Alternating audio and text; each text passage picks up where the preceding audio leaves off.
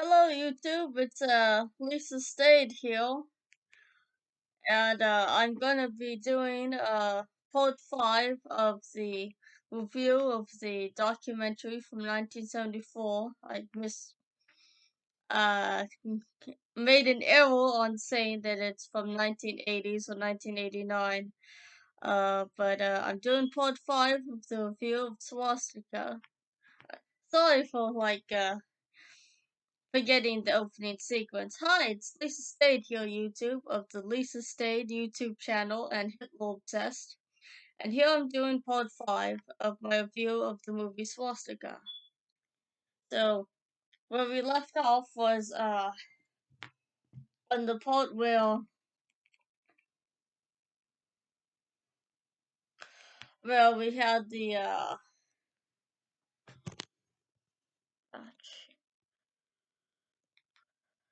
review of, they had the, Christmas celebration there of Joseph Goebbels giving the, a bunch of kids Christmas gifts, and he was handing in the last video a tea set to a little girl. Yes, that is a bit of a weird kind of gift. That's even nowadays, I think. Goebbels would be called probably the least offensive thing that he could probably be called for his forward accent is probably a sexist man pig, or whatever the feminists would call him now. Uh, But the next scenes is of the Christmas scenes of family life there, and you have the kids there who are gathering their Christmas gifts. And yes, Hitler tried to stamp out Christianity, and he didn't consider it consider Christianity connected to the Jewish people because that was uh the New Testament was kind of like the continuation or the sequel to the Old Testament. But Hitler viewed Christianity as connected to the Jewish people. And he tried to stamp out Christianity, bring back the old pagan ways of ancient Germania and of the Nordic people, and a lot of people didn't like it, so he kind of had to, say, "Oh, fine, I'll let Christianity and the Christmas turn up as long as you guys just like me in the end, and whatever though." Uh, so yeah, Hitler was usually kind of person who liked to keep to himself on Christmas time, and even though in the scenes in the movie of the documentary of Swastika, they do show scenes of him sitting having like some tea or some Christmas dinner or whatever with a couple of, I guess, Goebbels' kids or whatever. Trying to portray him as like this man. Yes, this is all Nazi propaganda that they were doing. They wanted to make Hitler seem like a normal guy. Uh, he's not a wonderful normal guy at all. Uh, but that's what you would get if you were in the Third Reich. You would get something like that. Uh, And yeah, they have the scene of a kid, grabbing a couple of kids getting their gifts from Christmas. So yeah, they try to show the wholesome family values, which is pretty much big into the Nazism thing. They wanted to bring tradition with modernity, and the great German folk, and they have the scenes of the family standing over the Christmas tree there. I'll show a bit here, and the kids getting their gifts here, real quick. Uh, Sorry, this is uploaded, watched on, I guess my Amazon Prime. Jeff Bezos, I am not sponsoring you. Do not shut down my account. Oh, look, there's Hitler.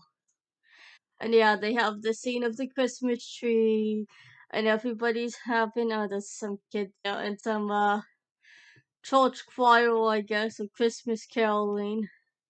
And if you notice, there's a swastika. The Nazis just love to put everything with their little symbols, to pretty much say, hey, well, part of you, well, above you, put those stamp on pretty much everything, so you just could not escape them.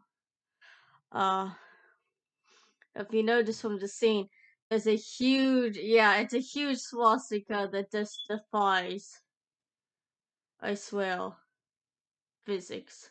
It defies physics and gravity. I know this now.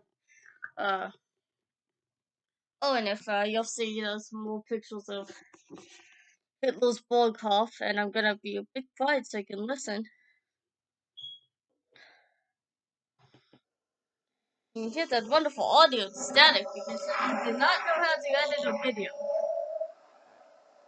Yep.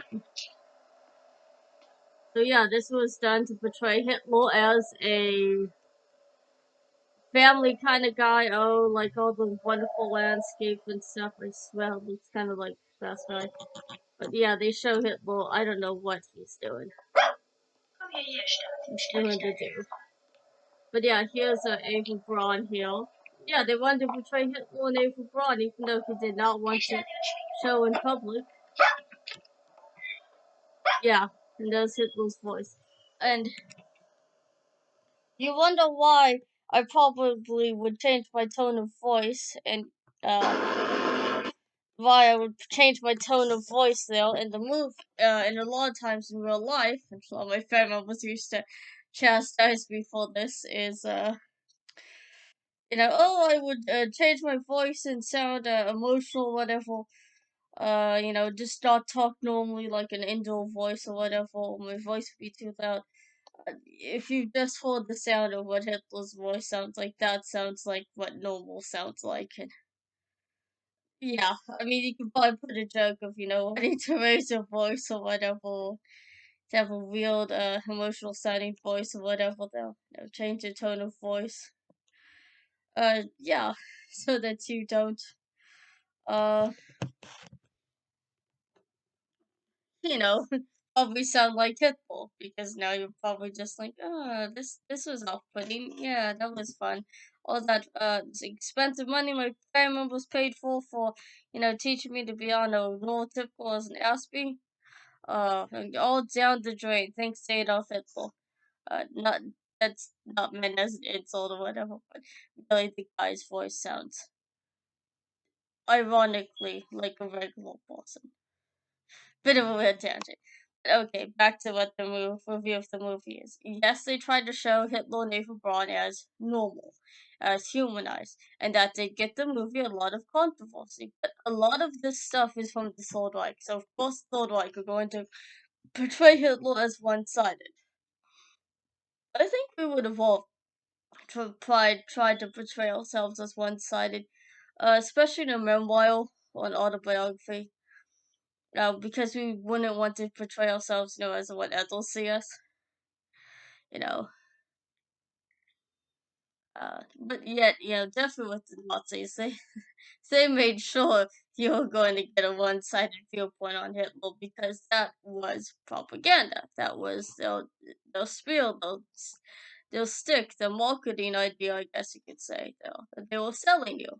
It's kind of another couple of the scenes. There's all the scenes of I guess it's a couple planes flying a formation in a swastika. Yes, a lot of this symbol does turn up in the movie.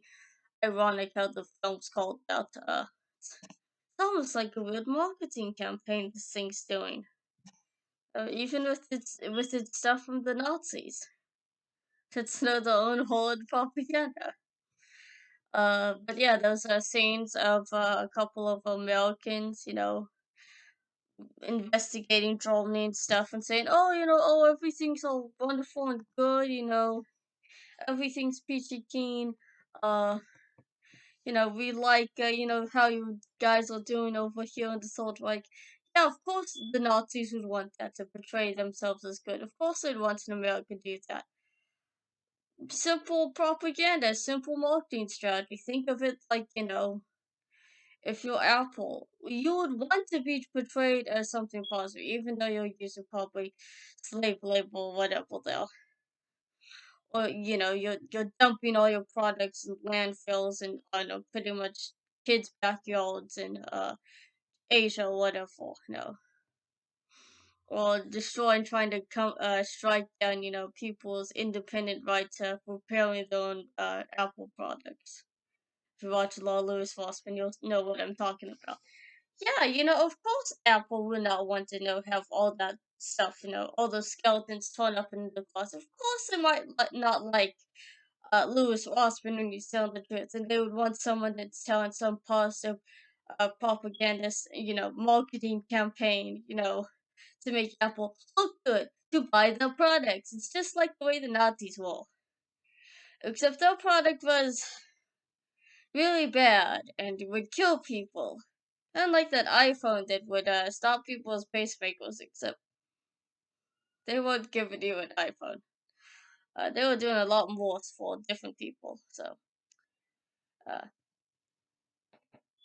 so yeah, that's one of the scenes of in the movie.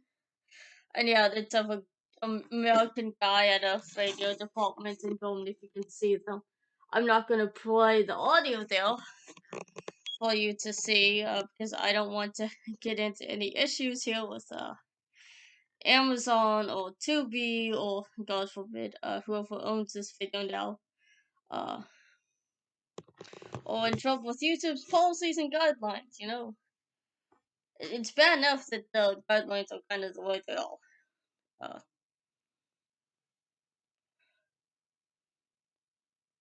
But yeah, they do have a lot of scenes. Well, in this movie, they try to portray the Nazis as good.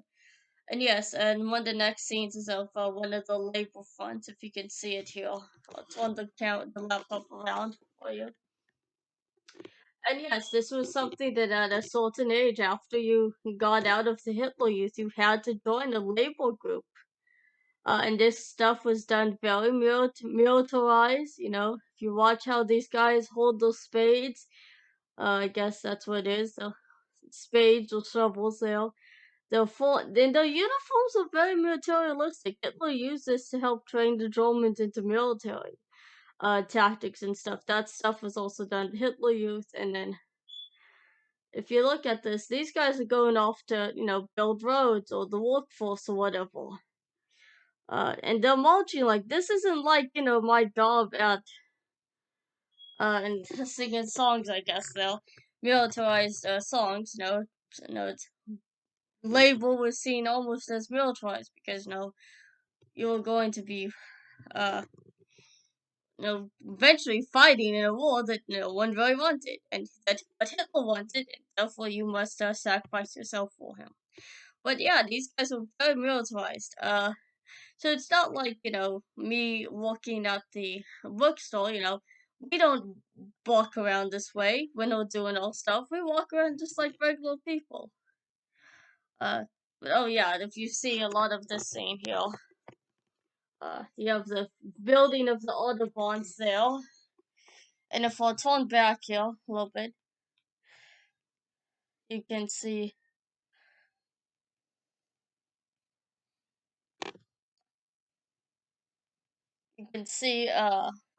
the label walking, and here's Hitler, and he's I guess pretty weak at doing something like this. He's just doing a couple of shovelfuls, and that's it.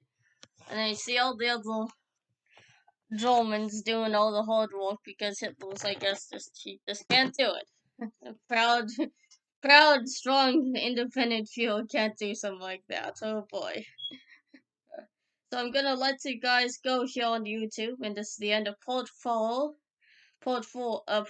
here, and I'll be going on to part 6. So make sure to also go straight away right now with all your family and friends, all your relatives, everyone you know, even all those anybody you bump into.